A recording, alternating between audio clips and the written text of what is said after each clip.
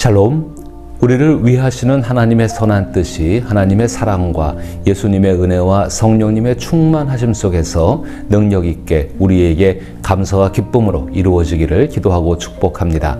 함께 읽고 묵상할 말씀은 갈라디아서 6장 11절로부터 13절 말씀입니다. 제가 읽어봅니다. 내 손으로 너희에게 이렇게 큰 글자로 쓴 것을 보라. 물은 육체의 모양을 내려 하는 자들이 억지로 너희에게 할례를 받게 함은 그들이 그리스도의 십자가로 말미암아 박해를 면하려 함뿐이라.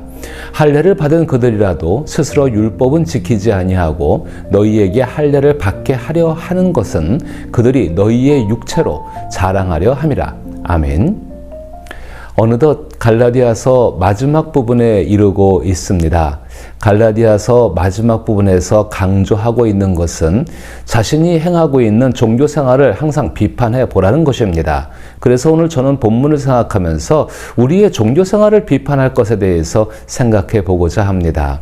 신앙과 종교는 떼려야 뗄 수 없는 관계이지요. 하지만 신앙과 종교가 동일한 목표를 가진 것은 아닙니다.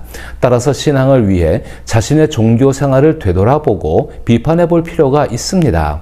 갈라디아 교인들의 신앙은 거짓 교사들의 유혹에 빠져 무의미한 종교 생활을 하게 되는 심각한 상황에 이르렀습니다.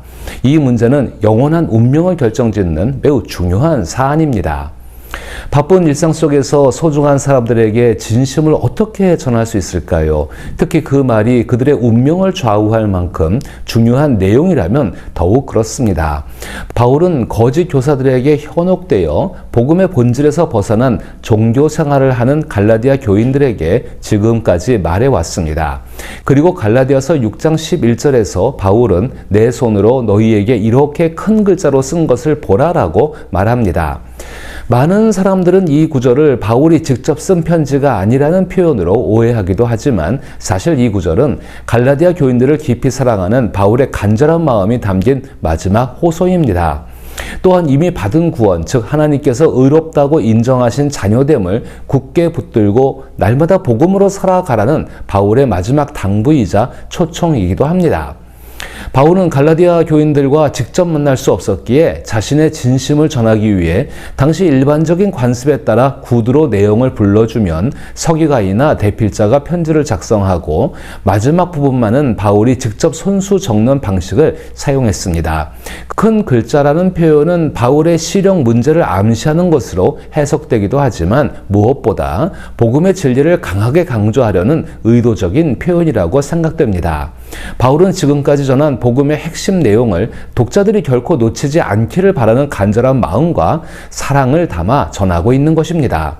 따라서 우리는 갈라디아서의 마지막 부분을 통해 진정한 기독교의 핵심, 즉 교회와 그리스도인의 삶의 본질이 무엇인지 깨달을 수 있습니다.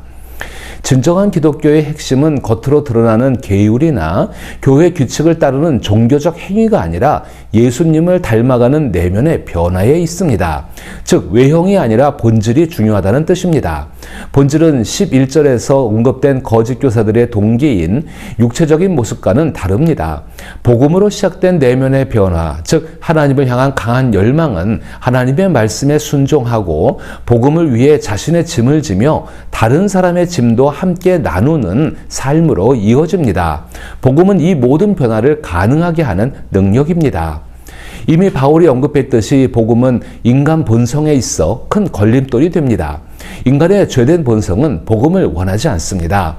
예를 들어 자신의 정당성, 즉 의롭다고 인정받는 문제에 있어서 사람들은 자신이 너무 연약하고 죄가 많아 구원에 조금 더 기여할 수 없다는 사실을 사실 모욕적으로 받아들입니다. 그래서 자신의 노력으로 얼마든지 인정받고 의롭게 될 수 있다고 믿는 진보적인 사람들에게 복음은 늘 장애물이 됩니다. 이는 복음이 하나님께서 의롭다고 인정하시는 구원에 인간의 공로를 전혀 인정하지 않기 때문입니다. 그래서 복음이 배타적이라는 비난을 받습니다. 복음은 오직 십자가를 통해서만 구원이 가능하다고 선포하기 때문인 것입니다. 복음은 보수적인 사고를 가진 이들에게도 걸림돌이 됩니다. 보수적으로 생각하는 사람들은 자신이 착한 사람이며 다른 사람에게 의롭다고 인정받고 있다고 믿습니다.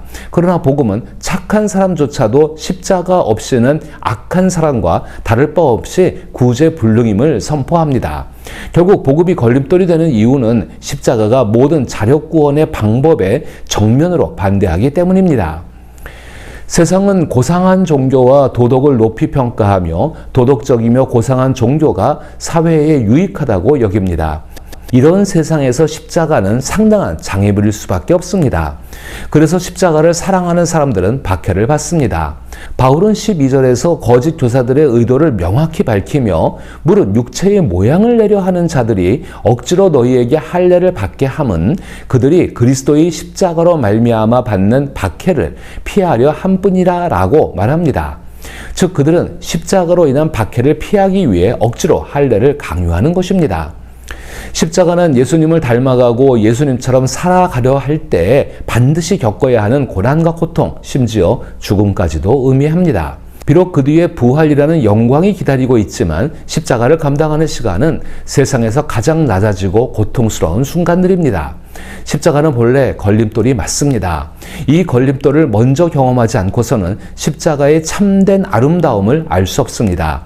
십자가를 깨달은 사람에게 십자가는 인생에서 가장 중요한 사건이거나 혹은 혐오의 대상 중 하나입니다. 만약 둘 중 어느 쪽도 아니라면 사실 아직 십자가를 제대로 알지 못한 사람입니다. 복음을 들은 사람이 예수님으로 인한 십자가의 의미와 씨름하지 않으면 유대주의자들이 숭배했던 거짓 구주, 즉 인정받음을 우상으로 삼게 됩니다. 복음이 요구하는 십자가를 지는 삶을 피하고 싶으면서도 하나님과 사람들에게 인정받고자 하는 욕망이 갈라디아 교인들을 유혹한 거짓 교사들, 즉 율법주의적 가르침의 배후에 있었습니다. 거짓 교사들, 즉 율법을 철저히 지킴으로써 하나님께 인정받을 수 있다고 가르치는 동기는 언제나 13절에 나오는 표현처럼 너희에게 할례를 받게 하려 하는 것은 그들이 너희 육체로 자랑하려 함이라는 데 있습니다. 유대인들은 스스로 하나님의 택함을 받은 민족이라 자부했습니다. 이방인이 유대인이 되는 방법은 할례를 받는 것이었고 이방인이 유대인이 되고자 하는 이유는 하나님의 사랑을 받고 싶었기 때문입니다. 거짓 교사들은 이방인 그리스도인들의 마음을 교묘히 이용했습니다.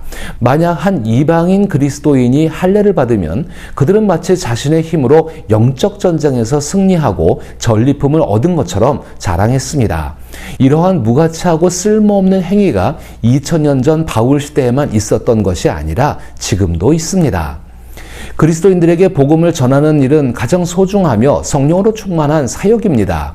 그래서 많은 그리스도인과 교회는 전도를 위한 다양한 프로그램을 운영하고 있습니다. 그러나 그 과정에서 누가 더 많이 전도했는지 경쟁하며 우열을 가리는 경우가 많고 이에 대한 상을 수여하여 자랑하기도 합니다. 이뿐만이 아닙니다.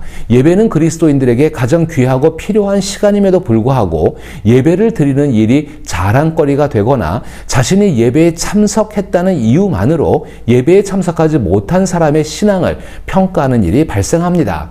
과연 이런 태도가 복음으로 인해 예수님을 닮아가는 내면의 변화를 반영하는 것일까요? 자랑할 수 있고 사람들에게 인정받는 일이 얼마나 달콤한지 굳이 길게 설명할 필요는 없다고 생각합니다. 그것이 나쁘다고 쉽게 단정해서도 안 됩니다. 오히려 삶의 동기가 될 수 있기 때문입니다. 그런데 거짓 교사들, 즉 율법주의자들이 종교에 집착한 이유는 종교가 세상에서 자신에게 명성과 위신, 영광을 가져다 줄 수 있었기 때문입니다. 갈라디아서 4장 17절과 18절을 다시 한번 읽어봅시다. 그들이 너희에게 대하여 열심 내는 것은 좋은 뜻이 아니요 오직 너희를 이간시켜 너희로 그들에게 대하여 열심을 내게 하려 함이라. 좋은 일에 대하여 열심으로 사모함을 받음은 내가 너희를 대하였을 때뿐 아니라 언제든지 좋으니라. 왜 거짓 교사들이 그토록 열심을 내는 것일까요? 그들의 목적은 예수 그리스도를 통한 생명의 변화, 즉 한 사람의 영혼과 삶의 진정한 변화를 이루는 데 있지 않습니다. 오히려 그들은 자신들의 종교를 통해 스스로 영광을 얻고자 합니다. 이는 하나님께 인정받기 위한 자력구원의 태도라 할 수 있습니다. 세상에게 인정받기 위해 외적인 모습에만 신경 쓰다 보니 거짓 교사들이 내세우는 종교는 주로 외면과 행위, 다시 말해 할례나 의식법에 치중하게 됩니다. 반면 마음과 동기, 성품과 같은 내적인 변화는 소홀히 여겨집니다. 그러나 복음은 겉과 속을 모두 깊이 변화시키는 힘이 있습니다.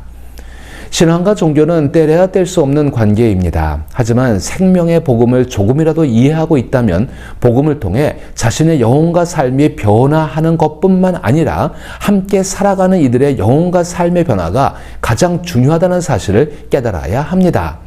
심령의 변화, 즉 내적 변화는 새로운 동기와 행실로 자연스럽게 이어집니다. 그러나 거짓 교사들, 즉 율법주의자들이 강조하는 종교 생활은 외적인 모습에서 시작해 외적인 모습으로만 끝나버립니다. 그들은 마음의 변화를 다루지 않고 행동에만 집착하여 늘 피상적인 수준에 머무릅니다. 이에 바울은 13절에서 할례를 받은 자들조차도 스스로 율법을 지키지 않는다고 강력하게 비판하고 있습니다. 구약에서 말하는 율법은 율법주의를 위한 것이 아닙니다. 율법주의란 율법을 지킴으로써 하나님께 의롭다고 인정받으려는 태도를 말합니다. 그런데 바울은 할례를 강조하는 사람들이 오히려 율법을 제대로 지키지 않는다고 지적합니다. 율법주의는 모든 율법을 지켜야만 구원을 얻는다는 개념입니다. 율법을 진지하게 살펴보면 예를 들어 내 이웃을 내 자신과 같이 사랑하라는 율법을 지킨다고 해서 구원을 받을 수 없다는 사실은 더욱더 분명해집니다. 이웃을 사랑하면 사랑할수록 더 사랑하지 못한 것으로 인한 자신의 부족함을 느끼기 때문입니다. 이웃사랑은 매우 중요한 가치이지만 복음에 근거한 동기가 없다면 단지 외적인 행위에 불과합니다. 외면과 행위를 구원의 조건으로 삼는 종교는 자만심을 키우고 일시적인 인기를 얻을 수는 있지만 약속된 영생을 가져다 주지 못합니다. 행위 중심의 종교 생활에서 벗어나기 위해서는 먼저 복음이 요구하는 내면의 변화를 진지하게 받아들이고 하나님 앞에서 진실한 동기를 회복하는 것이 필요합니다. 외적인 열심이나 사람들에게 인정받으려는 종교적 성취는 결국 거짓 교사들처럼 자랑과 비교로 이어지기 쉽기 때문에 십자가 앞에서 자신의 연약함을 인정하고 오직 은혜로 서 있는 존재임을 깊이 깨닫는 태도가 중요합니다.